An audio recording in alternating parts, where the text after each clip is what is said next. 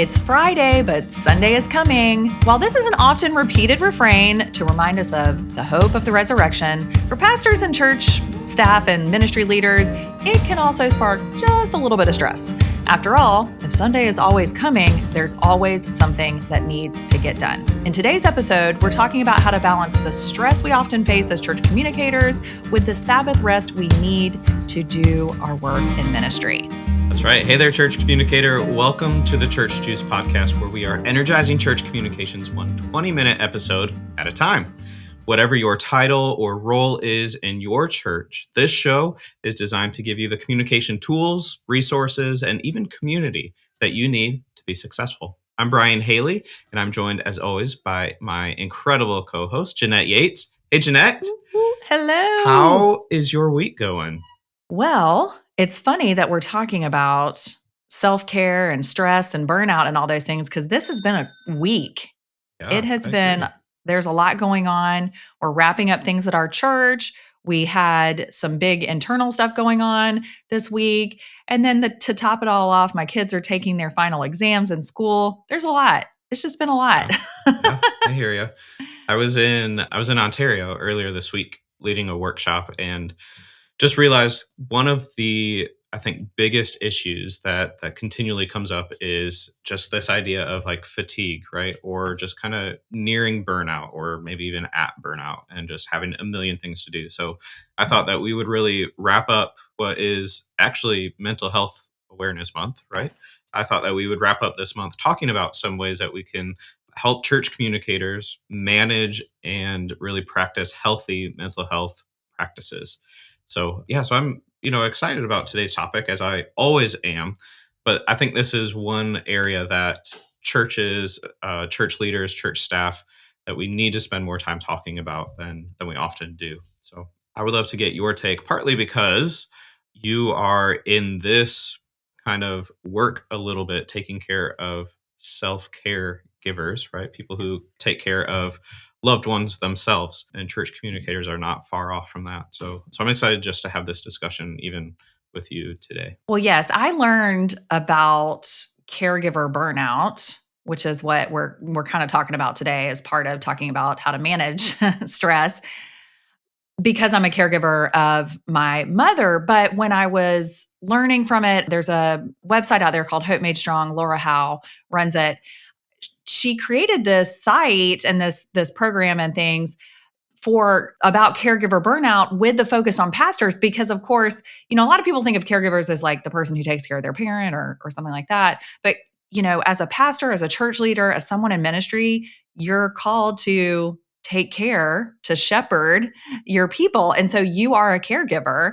So, I think it's really relevant. So even though it's called caregiver burnout, if you're caring for a group of people at your church, that is part of being a caregiver. So one of the first things I thought we would do is just kind of broach the subject of caregiver burnout and some of the signs that you might be experiencing it. But first, before we do that, I just want to tell you, Brian, and you who are watching and listening, I didn't want to say I was burned out as someone who was caring for other people, because as a Christian, I know that I'm called to sacrifice my comfort, myself, to give to other people, to care for other people.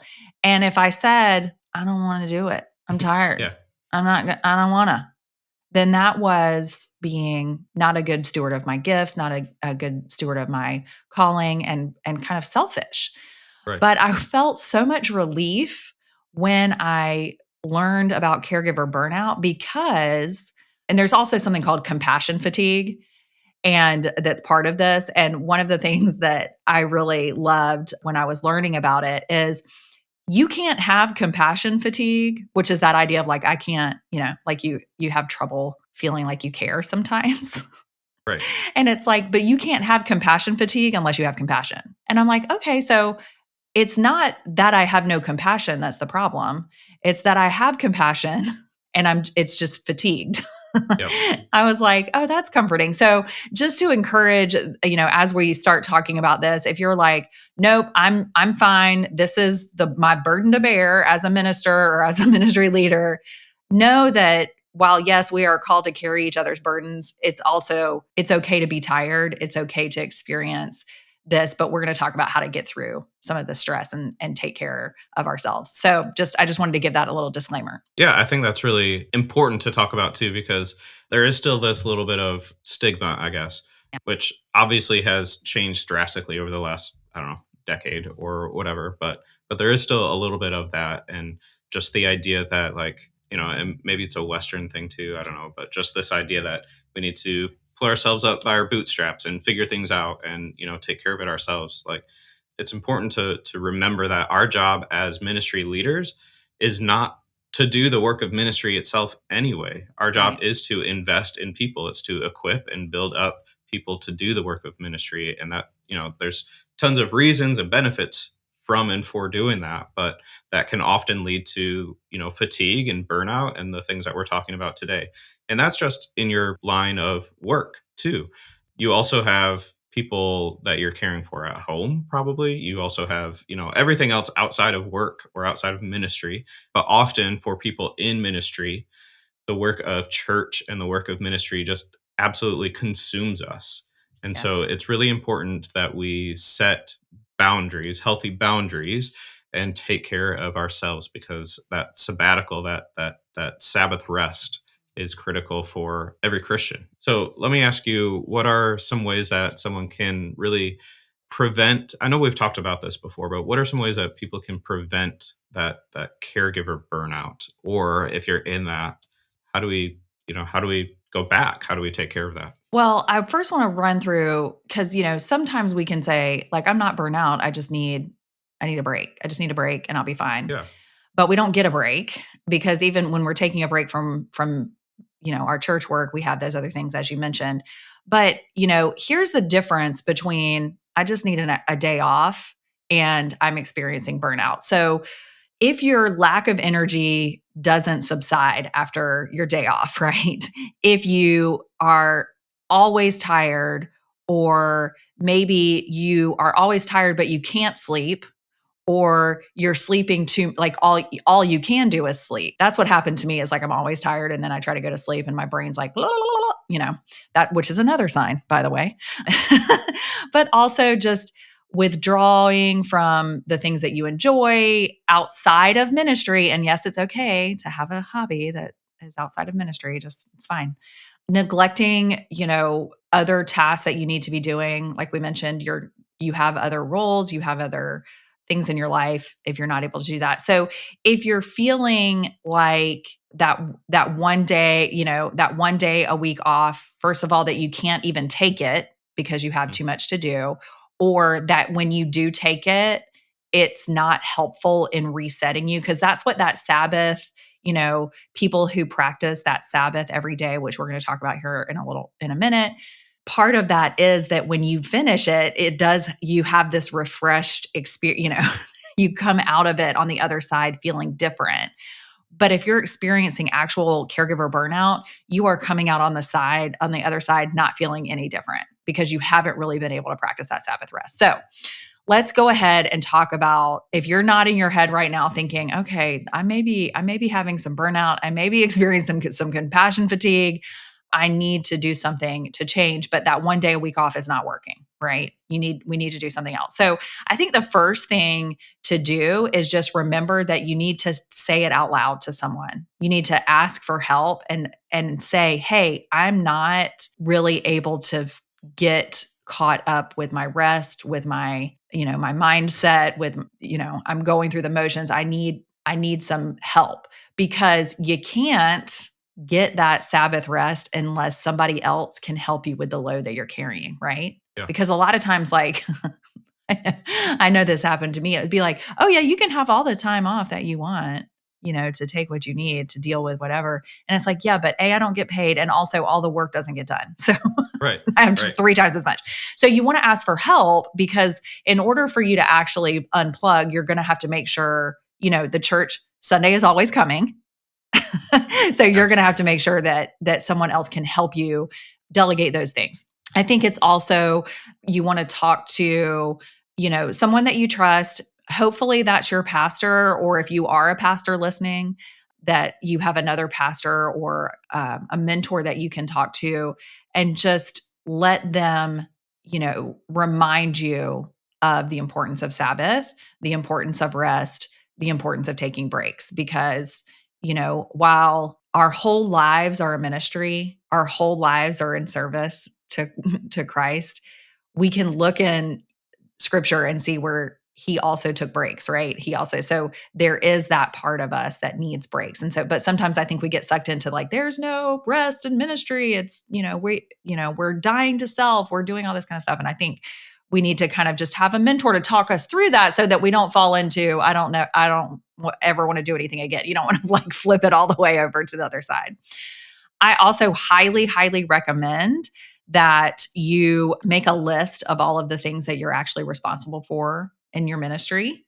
And we did talk about this when we were talking about priorities, because I was about to talk about that square. Remember Yeah. that chart? What's it called? The Eisenhower matrix. Eisenhower matrix. Yes. Yeah. I was like, it's not Rockefeller. Someone like that. But so the Eisenhower matrix, where you're, and you don't even you don't have to, you can go Google that if you want. But really, the point is you have this list of things. Some of them are must do's, some of them are only you can do's, and some of them are nice to do. And then some of these are like, why am I even doing these? So you can make a list, prioritize, and then delegate. And that'll help you a lot, free up just a little bit of breathing room in your schedule. So I very highly recommend make a list, move some things off of there that don't need to be on there, that maybe you're prioritizing, but no one else is. Like, I know some people are like, if the ministry something doesn't get done, no one else is going to do it. Well, if no one Right. else is going to do it, it's probably because no one thinks it needs to be done. Like, it's not. So like, just, maybe not. I remember one of my church communicator friends, she was like, I always would vacuum after youth night because I knew that the worship leader was coming in the next day for worship practice, and I didn't want him to see all the, stuff on the ground. And then she's like, and one day I realized, I don't know what, nobody's ever asked me to do that, but I'm staying late so that I can do it. And she's like, so I'm just going to not do it and see what happens. And either like, the youth leader will realize it's not getting done and do it, or the, worship pastor will figure it out. Like, it's not my responsibility. So Yeah. things like that. And then I also recommend, I'm getting ready to kind of advocate for something kind of big, but at the very least, you need 1 day a week where you are not answering calls on the Facebooks. And that's hard for me to say because, like, I live there with my job and I love being there. This is up to you, but I found for me to truly have a Sabbath rest from my church communicator role, I had to not even volunteer those days. Like, it wasn't like, oh, well, I'm not technically working, but I want to be here at the, craft fair. No, Yeah. Yeah. because even if you think you're not working, everyone that sees you there is like, oh, there's the church communicator. I need to tell her about all the mistakes I saw in the bulletin. I would recommend completely unplugging, completely removing yourself. Yeah, do your hobby. Do your Right. outside of church hobby, right? I also want to touch on something that you mentioned a couple minutes ago that I think we often overlook. There are a lot of opportunities for certain positions in the church to have a mentor or to focus on even professional or personal development. Yes. But that's often not the case for someone in an administrative type role or Right. a communications leader. So if you don't have a mentor or a therapist or someone who is helping you develop personally and professionally, that's something that you should invest your time in and ask the church to help you invest your time and resources into that, because it will obviously help your work, but it'll help you with those boundaries and help you the fatigue and burnout and all of those things. But I just wanted to touch on that a little bit because I think that's something that we often just kind of overlook and just either assume that we can't do or whatever. But having someone who has been in your role or who can empathize with you is really critical to help you just see how you have opportunities to grow and see your blind spots and all of those different things too. So yeah, sorry to interrupt, but I know that that kind of leads into essentially speaking up for yourself a little Yeah. bit that we're going to talk about next. Well, and I want to touch on something you just said because we're calling this, this topic, we're talking about self-care or handling your stress. But you said really the linchpin of the whole thing, which is Hmm. boundaries. It is very hard as a church staff member or even like a church volunteer. I know some of you are volunteer church communicators. We love you. We see you. But it's hard to have boundaries when you do love the Lord, you love your church, you want to be of service, all those things. It's hard to say no. It's hard to say maybe. One of the best things that my mother in law, who's one of my great friends, she's also a devoted servant of Christ and serves a lot at her church. And I remember she came to a point, much like we were talking about today, where she was burned out. And she said, that the Lord said to her, and then she was imparting this wisdom to me. And so I'm going to tell it to you today, which is sometimes we have to say no to something. Like my friend who was vacuuming the floor, she had to stop doing that because sometimes, and the way my mother in law put it, was sometimes God is calling someone else to do that thing, but you're doing it. So they can't step up until you step back. And so that always gave me some hope too, is like, if something needs to get done, God is going to either equip you to do it if you're the one that needs to do it, or he's going to raise someone else up into that spot. So we don't Yeah. have to figure that out. Right. And so that was something that very helpful to me, but those boundaries are so important. And speaking of boundaries, now is where I want to talk about, because Brian, when we were kicking around this episode today before we jumped on here, we were talking about like the idea of self-care. And while that is what we're talking about, I think what we really want to hone in on is, self-care is something that you really should be doing every day because it's mental, emotional, physical, it's brushing your teeth, it's taking a walk, it's all of those things. It's, journaling your thoughts, meditation, prayer, everything. So really, we should be doing that every day. But once a week, and by the way, I am not preaching from a place of I do this all the time. I'm saying I'm not preaching at all, I hope. But what I'm saying is this is something that I think we should all think about as church communicators, ministry Yeah. leaders. Aspirational. Yes, aspirational. Let's join together and try to work on this together as the Church Jesus community, okay? This idea of Sabbath. And, depending on how you were raised or your denomination, you may not be familiar with Sabbath other than what it says in the Bible, like on the seventh day he rested, and then some other scriptures in there put throughout. But, the idea of fully unplugging, taking a respite, putting aside all of the to-dos, all of the have-tos, all of the shoulds, and really finding that area of it's almost like fasting from the world. And then feeling that hunger and then going to God for that hunger. Now, one of the best books, and Brian, you don't even know I'm going to say this, I'm sorry, but I remembered when we were jumping in here, I was like, oh, I read a really great book. There is a book, and you may have to put aside whatever you think about the government or whatever, because this was written by a senator, Joe Lieberman. He wrote a book called The Gift of Rest, Rediscovering the Beauty of Sabbath.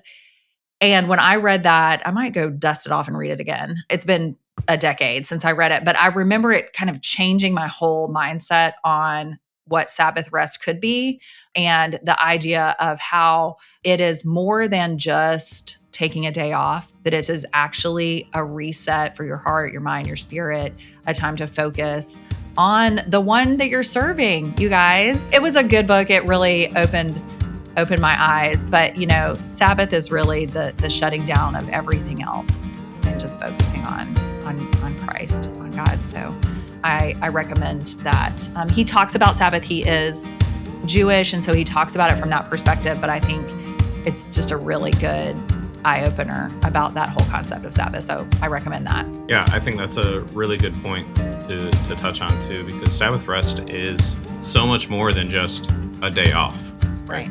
So I love the way that you just explained how holistic the Sabbath is and how Sabbath rest is.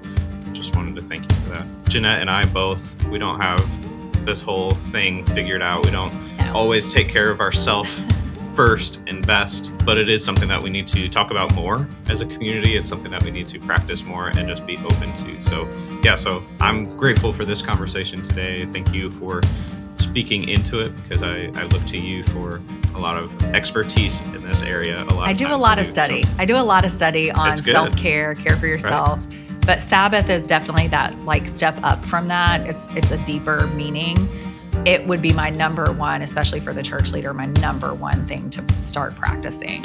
And you have to look at whatever that means for you. That is a wrap on today's show. If you've got something to add to today's discussion, add a comment below. If you want to know more or follow up, you'll find all of the links to everything that we talked about today, including Senator Lieberman's book in the description below. And if you haven't already, make sure that you subscribe, turn on notifications. That way you won't miss any future shows. On behalf of Church Juice and everyone at Reframe Ministries, thank you for watching. We'll see you soon.